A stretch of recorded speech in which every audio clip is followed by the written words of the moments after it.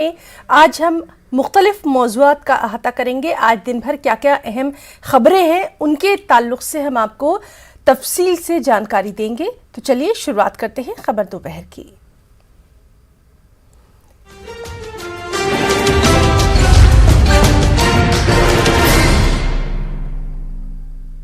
BJP से मुअत्तल leader Nupur Sharma के काबिल एतराज़ बयान पर तनाज़ा है कि थमने का नाम नहीं ले रहा। सुप्रीम कोर्ट के सख्त रिमार्क के बाद जगह जगह उनके बयान पर हंगामा आराई देखी जा रही है। बिहार के आरा में भी मंगल की शाम देर गए नुपुर शर्मा के बयान के हक में एक पोस्ट को लेकर दो ग्रुपों के दरमियान जबरदस्त झड़प देखने में आई। चाय की दुकान के करीब हाथापाई हुई, तोड़फोड़ हुई। इसके बाद मामले ने तूल पकड़ लिया। ये वाकया टाउन थाना इलाके के रामगढ़िया में वाक़ चाय की दुकान के पास पेश आया। पुलिस ने हालात पर काबू पाने का दावा किया। इस दौरान पुलिस ने रामगढ़िया आबादपुल रोड पर फ्लैग मार्च भी किया। आरा से इस वक्त हमारे साथ मौजूद हैं हमारे रिपोर्टर हिमांशु जानना चाहेंगे इस वक्त वहां पर सिक्योरिटी को लेकर क्या कुछ सूरत हाल है और पूरा वाकया क्या था, इसके ताल्लुक से भी हमारे नाज़रीन को तफसीलात दीजिए। देखिए, सूरत हाल की अगर बात करें तो अभी जो स्थिति है वो पूरी तरह नियंत्रण में है। बीती रात की घटना है ये, जब एक युवक ने नुपुर शर्मा के समर्थन में फेसबुक पे कुछ पोस्ट किया था। उसको लेकर खास समुदाय के लोग पहुंचे और उस युवक के साथ मारपीट करने लगे। इसके बीच बचाव में उसी जगह पे एक चाय दुकानदार भी मौजूद था, उसने भी बचाव किया, उसके साथ भी मारपीट हुई। कुल मिलाकर उसके बाद ही जो स्थिति है वो तनावपूर्ण हो गई और जैसे ही इसकी सूचना जिला प्रशासन को मिली, मौके पर भारी संख्या में पुलिस बलों की तैनाती कर स्थिति को नियंत्रण में ले लिया गया। लेकिन किसी भी अप्रिय स्थिति से यानी किसी भी बुरी स्थिति से बचने के लिए मौके पर अभी भारी संख्या में पुलिस बल तैनात है। लेकिन स्थिति जो है वो अंडर कंट्रोल है। अभी माहौल जो है वो एकदम अंडर कंट्रोल है। तनाव थोड़ा सा बीच में है, लेकिन भारी संख्या में जो पुलिस बल है वो लगातार फ्लैग मार्च करके तनाव को पाटने में लगा है। जी हिमांशु, आपसे जानना चाहेंगे, जब इस तरह का वाकया पेश आया तो उसके बाद जो मोहल्ला कमेटियां होती हैं, शांति कमेटियां होती हैं, क्योंकि आज का दिन है, क्या आपको वहां पर नजर आ रहा है शांति बनाने की कोशिश की जा रही है मोहल्ला कमेटियों की तरफ से? जी बिल्कुल। शांति कमेटियों की अगर बात करें तो पुलिस प्रशासन ने जो भी शांति कमेटियां हैं उनके साथ 2 दिन पहले भी पब्लिक को लेकर बैठक की थी। उन्हीं शांति समिति के सदस्यों के साथ इस घटना के बाद भी पुलिस ने संपर्क साधा है और उनसे माहौल जो है उसको शांत बनाने की कोशिश की है। दोनों समुदाय के लोगों से बात की है पुलिस ने, ताकि जी हिमांशु, तो बहुत बहुत शुक्रिया आपका अदा करना चाहेंगे। अहम खबर पर लगातार नजर बनी हुई है। और अब एक बेहद अहम खबर अवाम के ताल्लुक से। अवाम को महंगाई का बड़ा झटका आज लगा। आज से घरेलू एलपीजी सिलेंडर महंगा हो गया। घरेलू एलपीजी सिलेंडर की कीमत में 50 रुपये फी सिलेंडर इजाफा हुआ। बढ़ी हुई कीमतों का इतलाक आज से हो गया। इस इजाफे के बाद दिल्ली में एलपीजी सिलेंडर 1053 रुपये फी सिलेंडर के हिसाब से दस्तयाब होगा। 5 किलो घरेलू एलपीजी सिलेंडर की कीमत में 18 रुपये फी सिलेंडर का इजाफा किया गया। इसके साथ ही 19 किलो के कमर्शियल सिलेंडर की कीमत में 8.5 रुपये की कमी की गई। इससे पहले 1 जुलाई को कमर्शियल सिलेंडर की कीमत में 198 रुपये की कमी की गई थी। लोगों का इस बारे में क्या कुछ कहना है, जरा आपको वो भी दिखाते हैं। उसके बाद हम रुख करेंगे, हमारी साथी दिल्ली से हमारे साथ मौजूद रहेंगी फराह खान। लोगों के क्या रिएक्शन है, खासतौर पर खवातीन क्या कुछ कहती हैं, क्योंकि किचन से उनका बराह रास्त ताल्लुक है। आपको दिखाते हैं। बहुत दिक्कतें होती हैं किचन चलाने में भाई। घर का खर्चा, बच्चों की फीस देनी, हर चीज़ का खर्चा है, बहुत ज़्यादा ही परेशानी होती। और फिर आज से सिलेंडर के दाम बढ़ गए हैं, 65 रुपये, 1065 का हो गया सिलेंडर। तो बहुत दिक्कतें होती हैं हर चीज़ की। क्या कहेंगे सरकार? भाई सिलेंडर के दाम थोड़े कम करें, हर चीज़ के ही, बच्चों की फीस, हर चीज़ के ही लिए परेशानी होती है। हर चीज़ सरकार को ध्यान देना चाहिए इन सब चीज़। महंगाई इतनी बढ़ती जा रही है कि हमारे किचन का बजट इतना बर्बाद हो गया है। सिलेंडर दिन ब दिन बढ़ता चला जा रहा है। बताइए, जितनी तो हमारी मतलब हस्बैंड की कमाई नहीं है, उससे ज़्यादा तो महंगाई बढ़ती जा रही। बच्चों के फीस है, रिक्शा है, राशन इतना बढ़ता है, दाल महंगी हो रही, हर चीज़ तो महंगी हो रही है। तो बताइए, अगर सिलेंडर इतना बढ़ता रहेगा तो हम क्या चूल्हे में खाना बनाएंगे? सरकार को समझना चाहिए, सोचना चाहिए हर चीज़ के लिए।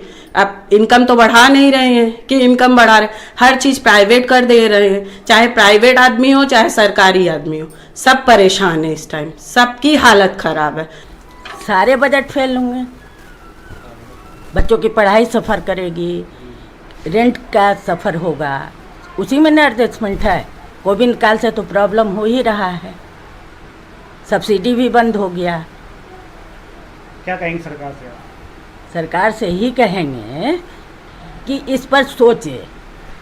आम जनता परेशान होगी तो सक्सेसफुल सरकार नहीं चलेगी। बहुत दिक्कत होंगी, आमदनी बढ़ नहीं रही है और सब चीज़ों की में महंगाई बढ़ रही, आटा तेल घी सब चीज़ बढ़ गई तो परेशानी तो बहुत हो रही है। ऊपर से सिलेंडर भी इतना बढ़ गया है।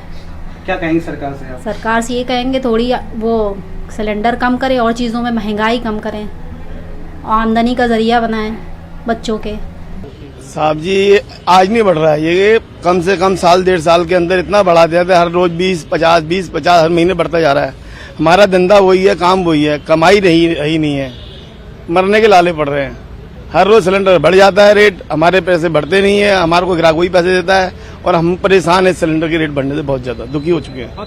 आप ये देख लो कि इन 5 सालों के पहले के रेट देख लो और आज के रेट देख लो, आपको पता लगेगा कितना फर्क आ चुका है आज के टाइम में। नाज़रीन, आपको सीधे लिए चलते हैं अरविंद केजरीवाल के पास, मीडिया से खिताब कर रहे हैं, क्या कुछ कह रहे हैं आइए जानते हैं। के ऊपर हैवी डिस्काउंट्स होंगे, इसमें कई सारी प्रदर्शनियां लगाई जाएंगी, प्रोडक्ट्स के साथ साथ प्रदर्शनियां लगाई जाएंगी। आध्यात्म के ऊपर प्रदर्शनी होगी, स्पिरिचुअलिटी के ऊपर, गेमिंग के ऊपर प्रदर्शनी होगी। आजकल जो गेम्स हैं, कंप्यूटर गेम्स स्पेशली, टेक्नोलॉजी के ऊपर प्रदर्शनी होगी, वेलनेस के ऊपर, हेल्थ के ऊपर प्रदर्शनी होगी। एंटरटेनमेंट के बहुत सारे प्रोग्राम्स किए जाएंगे, अनलिमिटेड एंटरटेनमेंट युवाओं के लिए, परिवार के लिए। देश भर से और दुनिया भर से टॉप के आर्टिस्ट्स को इनवाइट किया जाएगा। इस 1 महीने के अंदर 200 कंसर्ट्स, 200 कार्यक्रम एंटरटेनमेंट के वहाँ पे किए जाएंगे। स्पेशल ओपनिंग सेरेमनी होगी, स्पेशल क्लोजिंग सेरेमनी होगी जिसमें हज़ारों लोग उन्हें अटेंड करेंगे। और दिल्ली अपने खाने के लिए मशहूर है, यहाँ पे हर किस्म का खाना मिलता है, हर तबके का, हर किस्म का, हर देश के हर ज्योग्राफी का खाना यहाँ पे मिलता है। साउथ इंडियन का मिलता है, मराठी, गुजराती, वेस्ट बंगाली, हर किस्म का खाना मिलता है। तो दिल्ली के इस फेस्टिवल के अंदर खाने के ऊपर special food walks, special area होगा जहाँ पे खाने का इंतज़ाम, स्पेशल फूड वॉक्स का इंतज़ाम किया जाएगा, जिसमें दिल्ली के और बाहर के भी सभी नामी गिरामी रेस्टोरेंट्स और होटल इंडस्ट्री इसमें पार्टिसिपेट करेगी। यहाँ लोगों को दिल्ली लाने के लिए हम होटल्स के साथ, ट्रैवल एजेंट्स के साथ, एयरलाइंस के साथ बातचीत कर रहे हैं ताकि लोगों को दिल्ली आने के लिए स्पेशल पैकेजेस ऑफर इस दौरान ऑफर। तो दिल्ली वालों को कई तोहफों का ऐलान करते हुए अरविंद केजरीवाल, वहां के सीएम, इस खबर पर लगातार नजर बनी रहेगी। चलिए अपनी उस खबर पर हम वापस लौटते हैं। एलपीजी सिलेंडर, घरेलू एलपीजी सिलेंडर आज महंगा हो गया है। हमारे साथी फराह खान मौजूद हैं, दिल्ली से मौजूद हैं। फराह, सुबह जब हम बात कर रहे थे तो उस वक्त ये था कि आज से नई कीमतों को शुरुआत उनकी हो गई है। आपकी वहां पर बहुत सारे लोगों से बात हो रही होगी, क्या कुछ रिएक्शंस लोगों के निकल कर सामने आ रहे हैं?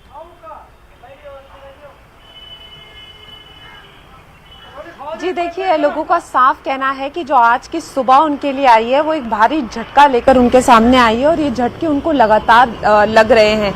देखिए, आपको अगर मैं साफ तौर पर बताऊं तो अक्टूबर 2021 से लेकर मार्च 2022 तक ये जो सिलेंडर्स के प्राइस थे ये स्थिर थे। इसके बाद से अब आप मार्च से लेकर अब तक देखें तो 150 रुपए जो हैं वो बढ़ चुके हैं और लोगों को बार बार इस मार का जो है वो सामना करना पड़ रहा है। और लोगों का साफ कहना है कि इससे जो है किचन पर बहुत असर पड़ रहा है, घर का जो बजट खराब हो रहा है, महंगाई की जो मार है वो बार बार पड़ती जा रही है। कमर्शियल सिलेंडर भले ही 8.5 रुपए कम हो गए हों, लेकिन 50 रुपए सीधा सीधा बढ़ गया है। तो आज जो लोग अपने घरों से सिलेंडर लेने निकल रहे थे उनके लिए 50 50 रुपए की जो है वो मार सामने आ गई है। देखिए अगर इसको हम समझे तो 1003 रुपए का जो सिलेंडर मिल रहा था, जो 14 केजी सिलेंडर की बात की जा रही है, वो 1053 रुपए का हो गया है। और साफ तौर पर ये जो प्राइस है ये 2 बार जो है इतने कम टाइम में बदला है और लोगों के लिए इसलिए भी परेशानी हो रही है कि उनकी घर की चीजें भी जो है, अगर बात की जाए तो महंगाई बार बार जो है वो लोगों को परेशान कर रही है। तो जो आम जनता है इस बात से बहुत ज्यादा परेशान हो गई है। वहीं कमर्शियल सिलेंडर्स पर जरूर राहत मिली है, जो कमर्शियल लोग हैं उनको एक राहत सामने आई है, लेकिन जो आम जनता है, जो खातून है, उनका साफ तौर पर ये कहना है कि वो घर चलाती हैं, जैसे चीजों के दाम बढ़ रहे हैं वैसे सिलेंडर के दाम भी लगातार बढ़ते जा रहे हैं, उससे उन्हें कहीं राहत नहीं दिख रही है। जो सैलरीज हैं उसमें कोई इजाफा नहीं हो रहा है, सीधे तौर पर इजाफा सिर्फ खर्चों में हो रहा है और बचत नहीं हो पा रही है। और जो घर है वो ठीक से नहीं चल पा रहा है, महंगाई के चलते बहुत सारी दिक्कतों का सामना करना पड़ रहा है। तो जो लोग हैं वो आज से बहुत ज्यादा परेशान हो गए कि क्योंकि देखिए जो आज से रेट्स हुए हैं वो आज ही से इम्प्लाई हो गए हैं और आज अगर कोई भी सिलेंडर लेने के लिए घर से निकलता है तो उसको 50 रुपए जो है वो ज्यादा देने पड़ेंगे। तो जितने भी जो लोग हैं, जो घर की महिलाएं हैं, वो ज्यादा परेशान नजर आ रही हैं क्योंकि देखिए उनके हाथ में एक बजट होता है, उसी हिसाब से उनको पूरा घर चलाना होता है और जब उसमें थोड़ा सा भी ऊपर नीचे होता है तो उनके लिए बहुत दिक्कत हो जाती है कि कैसे वो स्मूथली उस घर को चलाएं। बिल्कुल फरा, आपसे ये भी हम जानना चाहेंगे, अब ये जो गैस की कीमतें बढ़ी हैं तो इसका कहीं ना कहीं असर जो है वो अब किचन पर तो पड़ ही रहा है। जो वहां पर महिलाएं हैं सबसे ज्यादा वही मुतासिर नजर आ रही हैं, लेकिन कहीं ना कहीं इसका जो असर है वो दूसरी चीजों पर भी पड़ता दिखाई देगा। जो बाहर से जो चीजें लेकर आते हैं उस पर भी कहीं ना कहीं इसका असर दिखाई देगा, क्योंकि हम हमेशा से ये देखते हैं कि जब रसोई घर के सिलेंडर की कीमत बढ़ती है तो डायरेक्टली और इनडायरेक्टली वो ओवरऑल घर के बजट को ही सबसे ज्यादा इफेक्ट करता है। जी बिल्कुल, देखिए घर के चूल्हे अगर थोड़ा सा भी उसमें इजाफा होता है तो वो सारी चीजों पर डायरेक्टली असर करता है और आपने जैसा कहा कि और चीजों पर भी असर जाएगा, बिल्कुल जाएगा। अगर आपको बता दूं जितने भी पैक्ड वाली चीजें होती हैं, चाहे वो पनीर हो गया या कोई भी पैक्ड स्टफ्ड है, उसमें भी जो जीएसटी है उसकी भी मार लगेगी और उसमें भी जो है पैसों का इजाफा जो है वो लोगों को देखने को मिलेगा। तो कहीं ना कहीं महंगाई की जो मार है वो लोगों को अभी और सामना जो है उसका करना पड़ेगा। देखिए आमतौर पर लोग जो है वो पनीर और ये पैक्ड वाला, चाहे हम डेयरी स्टफ की बात करें, इन सारी चीजों को, चाहे वो दालें हैं, लोग पैक्ड स्टफ ज्यादा यूज करते हैं। तो जितनी भी ये पैक्ड स्टफ चीजें हैं उनमें भी जो है जीएसटी की मार लोगों को झेलनी पड़ेगी। और जिस तरीके से ये 50-50 रुपए कर मैंने जैसे आपको बताया कि मार्च से लेकर अब तक जुलाई तक 150 रुपए जो है वो बढ़ गए हैं। पहले जो इसके प्राइजेस थे वो स्थिर थे, तो जिस तरीके से बार बार इजाफा हो रहा है वो सब्जियों तक भी आ रहा है, वो खाने तक भी आ रहा है और वो धीरे धीरे पूरी प्लेट पर जो है वो असर लाएगा। बहुत अच्छी बात फरा आपने कही है कि वो खाने की प्लेट जो एक आम आदमी की है उस पर कहीं ना कहीं असर रखता है। फरा, अब दूसरा रुख भी हम जानना चाहेंगे। कमर्शियल सिलेंडर जो है, सिलेंडर की कीमत में 8.5 रुपए की कमी की गई है, इसको आप किस तरह से देखेंगे? क्या इसका फर्क पड़ने वाला है, क्या इफेक्ट आने वाला है, वो भी आप हमारे नाज़रीन को बताइए। देखिए हमने कमर्शियल तौर पर भी बात की तो उनका साफ कहना था उनके चेहरों पे एक राहत देखने को मिली। वो इसलिए देखने को मिली, देखिए रेस्टोरेंट्स में बहुत ज्यादा यूज होता है। अगर हम नॉर्मल भी देख रहे हैं कि छोटे छोटे जो ईटरीज, उनमें जो ये कमर्शियल सिलेंडर्स हैं उनका सप्लाई उन्हें बहुत चाहिए होता है। तो जिस तरीके से 8.5 रुपए कम हुए हैं उससे एक राहत तो देखने को मिल रही है, क्योंकि देखिए ये 2 बार जो है इसके रेट्स कम हुए कमर्शियल सिलेंडर पर, और जिस तरीके से बार बार ये रेट्स जो बढ़ रहे थे इन लोगों को भी बहुत सारी दिक्कतों का सामना करना पड़ा था। एक तो कोविड की मार के बाद से रेस्टोरेंट जो है वो उस तरीके से नहीं चल रहे थे, बहुत सारी ईटरीज बंद हो गई थी, तो कमर्शियल तौर पर तो पहले ही बहुत नुकसान हुआ है। अब जिस तरीके की थोड़ी सी राहत ये जो सामने आई है तो उससे सबके चेहरे खिल गए हैं, क्योंकि देखिए सिलेंडर्स का बहुत इस्तेमाल होता है, छोटी छोटी ईटरीज में होता है, हर जगह होता है। तो हमने कई लोगों से बात की, उनका कहना है कि भले ही घर वालों को जरूर चिंताएं बढ़ी हैं, उन पर महंगाई की मार जरूर सामने आई है, लेकिन हमारे लिए थोड़ी सी राहत है, क्योंकि 8.5 रुपए भी कम होना बहुत बड़ी बात है। तो देखिए एक तरफ तो देखा जाए तो ग्राफ बिगड़ रहा है, तो दूसरी तरफ जो है वो महंगाई की मार कम भी हो रही है कमर्शियली। और जो लोग हैं उनके चेहरों पर चिंता जरूर है, क्योंकि उन्हें घर चलाना है, जैसे मैंने प्लेट का जिक्र किया। लेकिन जो बाहर जो होटल्स जो कमर्शियल यूज पर हैं उनके लिए थोड़ी सी राहत इस वक्त देखने को मिल रही है साफ तौर पर। जी बहुत बहुत शुक्रिया फराह खान आपका हम अदा करना चाहेंगे। तो नाज़रीन, ये थी हमारी साथी फराह, जो कि दिल्ली में गैस सिलेंडर जो दाम बढ़े हैं उसके ताल्लुक से क्या कुछ वहां पर रद्देअमल सामने आ रहे हैं उसके ताल्लुक से जानकारी देते हुए यहां पर रुकना चाहेंगे एक छोटे से ब्रेक के लिए। लेकिन जब लौट कर आएंगे तो रुख करेंगे महाराष्ट्र में हो रही आफत की बारिश का।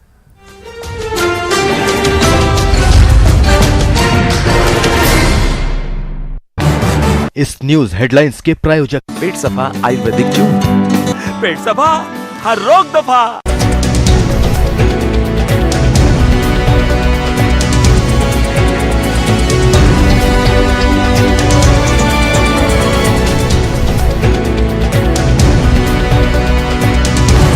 इस न्यूज हेडलाइंस के प्रायोजक पेट सफा Ayurvedic juice.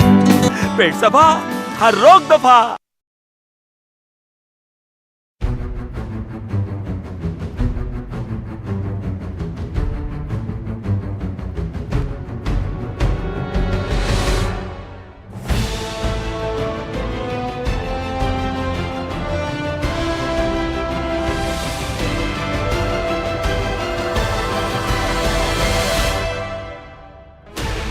Sixteen channels, 15 languages, 26 states, 1200 plus reporters, 66.9 crore viewers. India's largest news network, News 18 Network.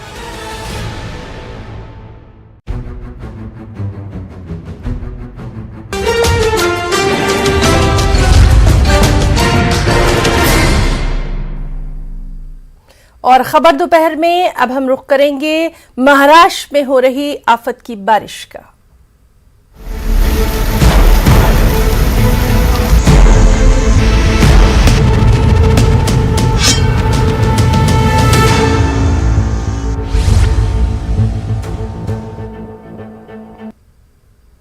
जी हाँ, मुंबई समेत महाराष्ट्र के कोंकण रीजन, मध्य प्रदेश, दिल्ली और केरल में महकमा मौसमियात ने भारी बारिश का अलर्ट जारी कर दिया है। मुंबई और उसके मुल्हिका इलाकों में कल रात से ही सुबह तक मूसलाधार बारिश हुई है। इसकी वजह से कई इलाकों में पानी जमा हो गया है, ट्रैफिक के मसाइल का सामना है। मुख्तलिफ इलाके जो है वो बारिश की वजह से पानी में डूबे नजर आ रहे हैं। बहुत सारे ऐसे मुकामात हैं जहां से बारिश की वजह से ट्रैफिक सबसे ज़्यादा मुतासिर है। लाइफलाइन कही जाने वाली लोकल ट्रेन सबसे ज़्यादा मुतासिर नजर आ रही है। महकमा मौसमियात ने ऑरेंज अलर्ट जारी कर दिया है।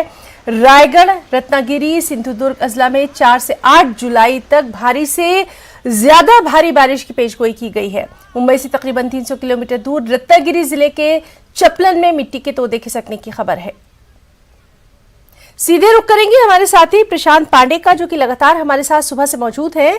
प्रशांत, हम आपसे जानना चाहेंगे अभी वहां पर मौसम की क्या कुछ सूरत हाल है, आगे आने वाले दिनों के लिए जिस तरह से मौसम की एडवाइजरी जारी की गई है, और सबसे ज्यादा अहम हम आपसे जरूर जानना चाहेंगे मुंबई में मैनहोल्स को लेकर खासी परेशानियां देखने में आती हैं, कई हादसे भी हमने देखे हैं, इनको लेकर क्या कुछ तैयारियां देखी जा रही हैं?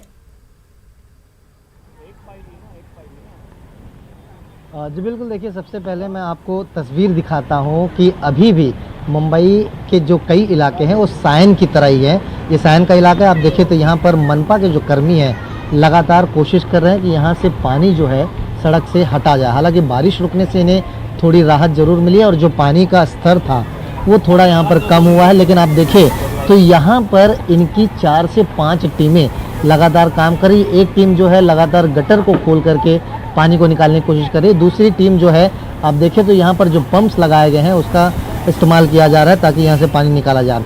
आपने जिस तरह से कहा कि मुंबई में खास तौर पर ध्यान दिया गया था पोर्ट होल्स के और मैन होल्स के, तो उन्हें उस पर ज़्यादा वर्कआउट किया गया है।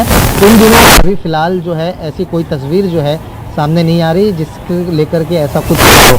लेकिन देखिए जिस तरह से मौसम विभाग ने कहा है, मैं आपको रायगढ़ जिले की तरफ थोड़ा सा लेकर चलूँ तो पिछले 24 घंटों में 141.09 mm बारिश हुई है।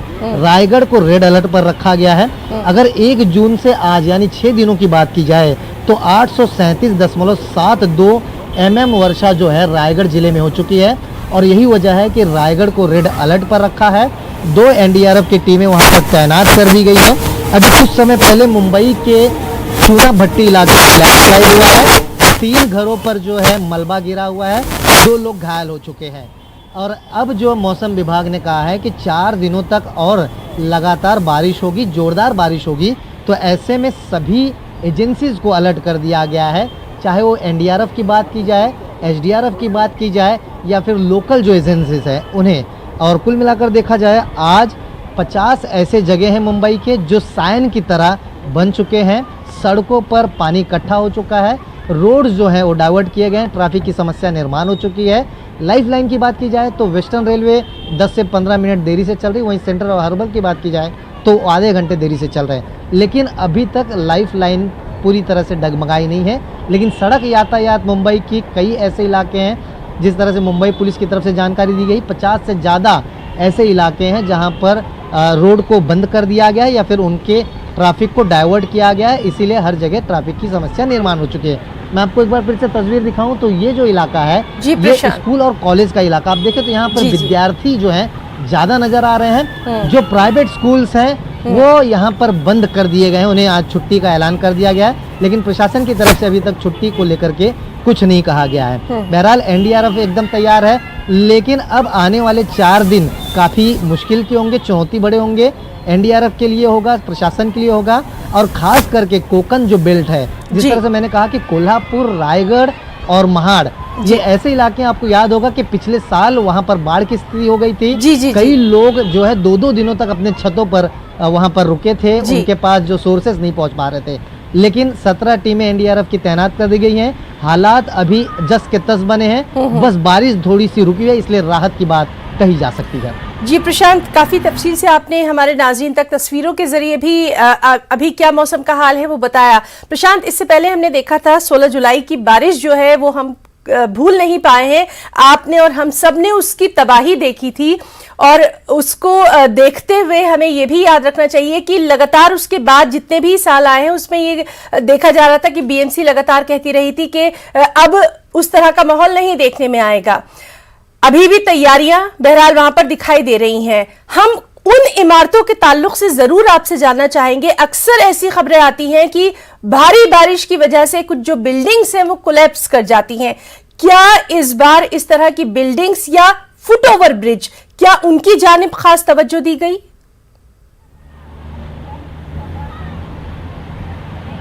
बिल्कुल, देखिए अगर थोड़ा सा मुड़ के ही देखें कि पिछले दिनों हमने देखा कि कुर्ला में एक इमारत जब ढही थी तो उसमें कई लोगों की जानें चली गई थी। हालांकि उस इमारत की जर्जर पना को देखते हुए बीएमसी ने उसे खाली कराने का नोटिस दिया था, लेकिन वहां पर जो लोग रहते थे वो सभी रेंटल थे, मालिकाना अधिकार रखने वाले सब वहां से चले गए थे, लेकिन अपने सभी कमरे को उन्होंने भाड़े पर दे दिया था। और मुंबई में रहने के लिए जो जगह है बड़ी मुश्किल से लोगों को मिलती है। यही वजह है कि उन्हें जर्जर इमारतों में और जहां पर ज़्यादा खतरा होता है उन इमारतों में अपना गुजार बसर करना पड़ता है। मैं आपको तस्वीर अगर फिर से दिखाऊं, ये जो इलाका है, अगर सायन की ही बात करें तो यहाँ इलाके में भी ऐसी कई इमारतें हैं जर्जर, जिन्हें खाली करने का इशारा जो है बीएमसी की तरफ से दे दिया है। लेकिन फिर से वहाँ पर कर्मचारी जाकर देखने की जरूरत नहीं करते कि खाली कराने का नोटिस तो दे दिया, लेकिन लोग रहते हैं या नहीं रहते हैं। और यही चीजें हमें देखने को मिलता है, यही हादसा होता है। ये सड़क आपको अगर मैं उदाहरण के तौर पर बताऊँ, इसी ये चौराहे पर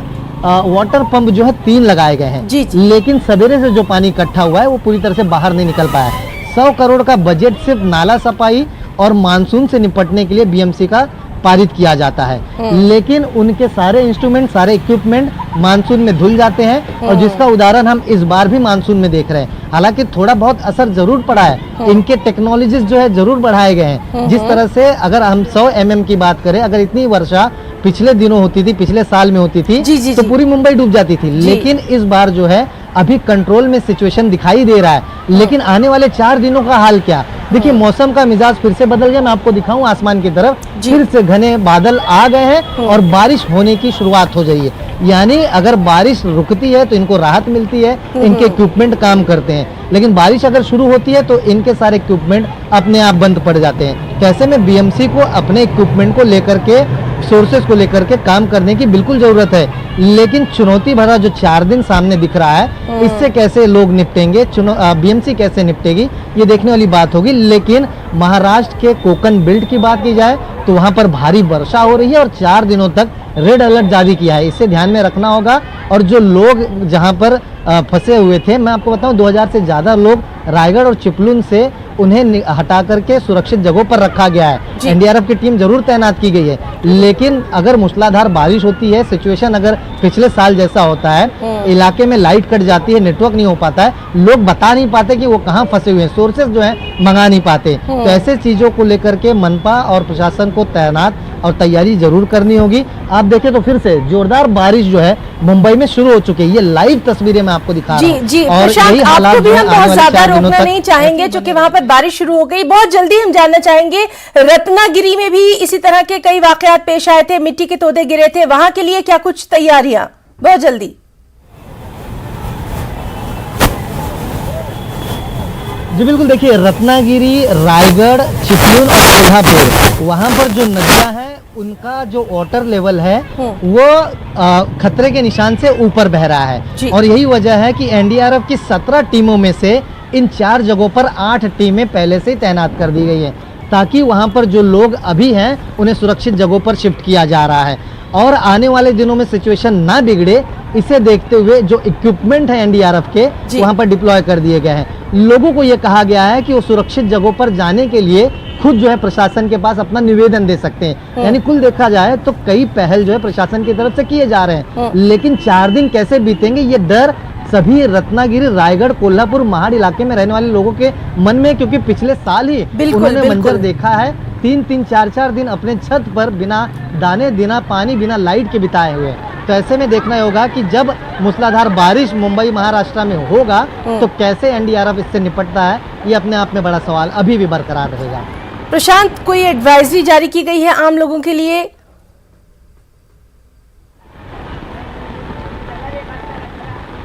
देखिए फिलहाल अभी तक प्रशासन की तरफ से कोई एडवाइजरी नहीं जारी की गई है। बहरहाल जो हाई टाइड का समय होता है, मैं आपको बता दूं आज 4:34 पर हाई टाइड का समय है। ऐसे समय में समुद्र के किनारे जाने से बिल्कुल मना किया जाता है। मैं आपको तस्वीर दिखाऊं, आप यहाँ पर देखें तो ये विद्यार्थी हैं जो स्कूल की तरफ जा रहे थे, अब इनको छुट्टी मिल गई है। यानी कई ऐसे प्राइवेट और स्कूल और कॉलेजेस हैं जिन्हें खुद से बंद कर दिया जा रहा है, लेकिन अभी तक बीएमसी की तरफ से ये फैसला नहीं लिया गया है कि सभी स्कूलों को बंद करने का। आप देखें एक बार फिर से मूसलाधार बारिश यहाँ शुरू हो गई है। महज 5 मिनट बारिश शुरू की तो उसके बाद यहाँ बारिश की शुरू हो गई। और आप देखें तो मनपा के जो अधिकारी कर्मचारी हैं वो यही चर्चा कर रहे हैं कि अगर लगातार बारिश हुई तो ये सिचुएशन को कैसे कंट्रोल किया जाएगा। इनके मोटर पंप जो है उस वक्त बंद हो जाते हैं, गटर से पानी जो है बाहर आना शुरू हो जाता है। आप ये तस्वीर लाइव देख सकते हैं कि जो सड़क बीच गटर बना है वो पानी जाने के लिए बना था, लेकिन वहाँ से पानी बाहर आ रहा है। यानी कुल मिलाकर देखा जाए अगर सिचुएशन ऐसा होता है, हाथ से कंट्रोल से बाहर जाता है, तो लोगों की परेशानियां जरूर बढ़ेगी। लेकिन अभी तक प्रशासन की तरफ से कोई एडवाइजरी नहीं जारी किया गया है। सिर्फ इतना कहा गया है कि हाई टाइड के वक्त कोई भी चौपाटी का रुख ना करे और लोग अपने घरों में रहें, क्योंकि लाइफ लाइन पर अभी बहुत ज़्यादा असर नहीं पड़ा है। ट्रेनें चल रही हैं, सड़क यातायात पूरी तरह से डगमगा चुकी है, कुछ जगहों पर लैंडस्लाइड हुआ, जिस तरह से मैंने कहा कि चूना भट्टी में भी कुछ समय जी प्रशांत, तो आपका और आपके साथी जो कैमरामैन हैं जो कि लगातार बराह रास्त तस्वीर हमारे नाज़रीन तक पहुंचा रहे हैं, दोनों का बहुत बहुत शुक्रिया अदा करना चाहेंगे इस रिक्वेस्ट के साथ कि आप दोनों भी अपना वहां पर बहुत ख्याल रखिए। और जिस तरह से नाज़रीन तक प्रशांत पांडे हमारे जो साथी थे वो लगातार खबरें पहुंचा रहे थे, देखते ही देखते एक बार फिर से नाज़रीन आपको बता दें कि मुंबई में मूसलाधार बारिश की शुरुआत हो चुकी है। इस अहम खबर पर लगातार अपडेट आपको देते रहेंगे। खबर दोपहर में फिलहाल इतना ही। आदाब।